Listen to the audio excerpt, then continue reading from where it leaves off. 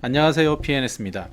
이번 시간에는 기계류의 CE 마킹에 있어서 전자파 시험을 꼭 해야 하는지 설명을 드리도록 하겠습니다.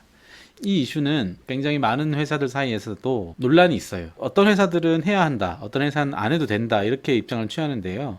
통상적으로 전자파 시험을 할 수 있는 회사들은 해야 한다라는 입장을 취하고, 전자파 시험을 할 수 없는 회사들은 안 해도 된다라는 입장을 취합니다. 저희 회사는 전자파 시험기가 두 세트가 있어요.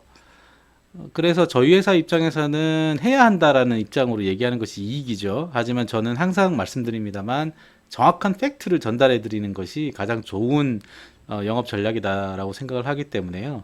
팩트를 설명을 할 겁니다. 실은 안 해도 된답니다. 예, 이게 팩트입니다.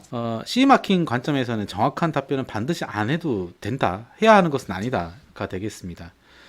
그런데 이제 가끔씩 유럽에 있는 그 엔드 유저들이 전자파 시험을 왜 안 하냐라고 문제를 제기하는 경우들이 있는데요. 그쪽에서 잘 몰라서 그런 거예요. 예, 유럽에서 뭐 하라고 한다고 해서 무조건 들을 필요가 없습니다. 한국에 있는 기업들도 한국의 인증 제도인 KCS에 대해서 정확하게는 몰라요. 이건 전문가 영역이기 때문에 이거는 좀 논쟁을 하시면 됩니다. 이 전자파 시험에 들어가는 비용이 최소한 250에서 뭐 많게 들어가면 한 500까지 가는데, 좀 큰 장비들은 더 비싸겠죠. 이거 아껴야 되잖아요. 그러니까 안 하는 쪽으로 얼마든지 근거는 차고 넘치니까요. 유럽에서 고객들이 왜 전자파 시험 안 하냐, 문제 없느냐 물어보면 직접 대응하지 마시고 전문가들 통해서 대응하시면 되겠습니다. 저희 회사에는 그 관련된 자료들이 쫙 있으니까 그렇게 어렵지 않게 대응이 가능합니다. 실제로 이런 대응들은 많이 해봤고요. 어떤 조건에서는 전자파 시험을 하는 것이 좋다라는 결론이 나기도 합니다. 전자파 시험을 해야 되는 경우는 주로 고위험 기기입니다. 고위험 기계의 경우에 전기, 신호 배선의 경로를 서로 물리적으로 격리해야 한다라는 요구 조건이 있어요. 이게 쉽지가 않습니다. 그래서 한국에서는 이거를 구현해낸 제품이 거의 없어요. 왜 그러냐면 한국의 기계들은 대부분 다 이제 반도체 LCD 중심으로 해서 기계들이 만들어지는데, 배전반의 사이즈를 굉장히 작게 만듭니다. 작게 만들다 보니까 그 포설률이 매우 높아요. 꽉 차요, 덕트 안에. 그러다 보니까 격리를 할 수 있는 공간 자체가 없어요. 그래서 이 격리를 해야 되는 요구 조건을 충족시키지 못하게 되니까 결국에는 전자파 시험을 함으로써 우리가 격리를 안 했지만 그래도 우리 기계는 전자파 적합성을 확보했다라고 주장할 수 있게 되는 거거든요. 고위험 기계의 경우에 플러스 전기하고 신호 배선을 물리적으로 격리하지 못했다라고 하는 경우에는 전자파 적합성 시험을 해야 한다, 이렇게 결론이 납니다. 그리고 위험 기계가 아니라 하더라도 전자파 인증을 받지 않은 제품을 부품으로 사용할 경우에 전자파 적합성 시험을 해야 합니다. 이 자체 제작한 보드나 전자회로가 들어갔다면 반드시 예외 없이 시험을 하는 것이 맞습니다.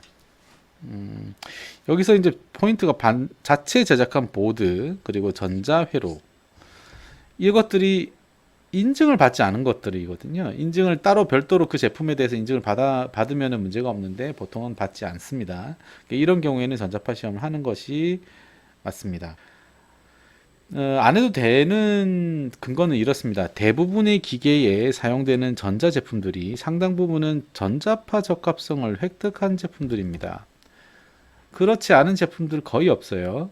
그래서 제가 항상 주장을 하는 것이, 이 인증을 얘기를 할 때 LVD 인증만 따지지 말고 EMC 인증도 꼭 따지라고 제가 항상 말씀을 드리거든요.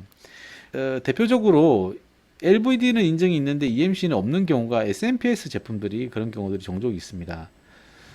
그러면은 여러분들은 SMPS 인증, EMC 인증을 받은 제품을 썼다면은 전자파 시험을 굳이 기계에 대해서 할 필요가 없는데, LVD 인증만 받으면 당연히 여러분들이 해야 되는 거죠. 그러니까 SMPS 제조사에서 시행해야 될 시험을 여러분들이 기계 제조사가 직접 대신해서 해주는, 물론 자기 비용 들여가지고, 그런 결론이 나게 됩니다.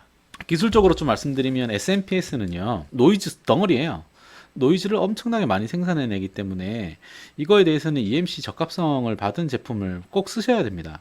싸다고 뭐 그 제품 선정하고 그러시면 이제 배꼽이 더 커지게 되는 상황이 생겨요.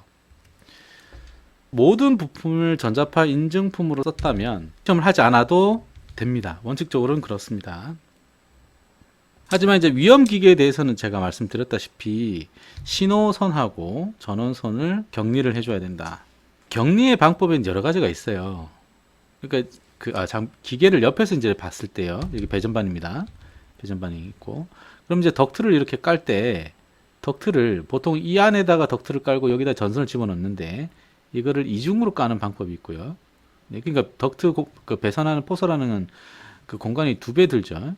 그 다음에 또 어떤 방법이 있냐면 하나를 써요. 하나를 쓰는데 요 사이에 세퍼레이터라는 거를 격벽을 달아요. 그래서 여기에는 신호선, 여기에는 전원선, 이런 식으로 이제 배선하는 방법이 있고요. 또 마지막으로 그 하나만 씁니다. 분명히 덕트는 하나만 쓰는데 여기에 신호선은 신호선끼리 이렇게 묶어 놓고 쉴드 후크밴드라는 거를 쓰면은 이제 요 놈하고 이 전원선이 하고 이렇게 서로 전자파적으로는 차단이 되는 효과가 있습니다. 이 세 가지 방법들이 있는데 배선 공수가 좀 늘어나고요. 그래도 장비 회사들이 이렇게 후크밴드를 써가지고 신호와 전원선을 격리하는 것이 생산성 관점에서는 원가 시업 인증의 비용적 측면에서 보면 더 유리하지 않을까 이렇게 보고 있습니다. 이런 얘기를 잘 안 해줘요. 예. 자, 여기까지 그 전자파 인증품에 대한 이야기를 일단 개요를 한번 살펴봤습니다. 요 전자파 시리즈는 크게 세 부분으로 나눌 겁니다. 그래서 세 부분에 오늘은 이제 개요, 그 다음에는 이제 왜 안 해도 되는지에 대한 근거, 그리고 법적인 근거, 그 다음에 하면은 어떤 점이 좋은지 이런 것들을 연쇄적으로 설명을 드리도록 하겠습니다. 지금까지 사회와 사람을 생각하는 인증기관 PNS였습니다. 감사합니다.